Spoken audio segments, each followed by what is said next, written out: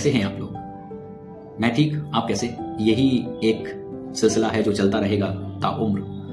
आप ठीक हैं तो मैं ठीक हूँ, और मैं ठीक हूँ तो आप ठीक हैं। चलिए आते हैं अपने मुद्दे पर। आजकल सबसे ज़्यादा हम जो चीज़ें सुन रहे हैं वो है पति पत्नी का उत्पीड़न। पत्नी अपने पति पर उत्पीड़न करती है। वो कैसे करती है सुनिएगा। कोशिश बहुत करता है पति बीवी को रिझाने की। कोशिश बहुत करता है पति बीवी को रिझाने की।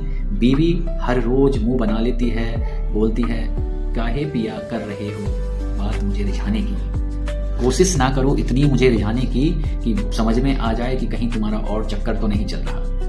तो आजकल की पत्नियां भैया ऐसे ही हैं। अगर आप प्यार से बात करो तो उनको लगेगा कि पति का कहीं और चक्कर चल रहा है। ऐसे ही एक इंटरेस्टिंग कहानी के साथ हाजिर हूं मैं आपके साथ। फिर मैं आपसे रूबरू हुआ हूँ। ऐसे ही मेरे एक फ्रेंड की कहानी है जो बहुत ही ज़्यादा बेगानी है, परेशान और हतप्रस व्यक्ति अपनी कहानी मुझे बताया था। कहानी की स्टार्टिंग होती है कुछ ऐसे कि पति की देखभाल करता था वो कुछ ज़्यादा, और पति उससे इतराती थी कुछ और ज़्यादा। उसको लगता था कि पति उसकी जो देखभाल कर रहा है वो सिर्फ इसलिए कर रहा है कि उसके पुराने सिलसिले छुप जाएं, लेकिन पत्नी क्या जानती थी कि वो हमेशा पति उसका ख्याल इसलिए करता था कि वो उसकी चीज़ें उससे मिल जाएं। हुआ एक दिन ऐसा कि पति पे शक की वजह से निकल गई घर से बाहर और पीछा किया पति का, और देख के हो गई दुश्वार।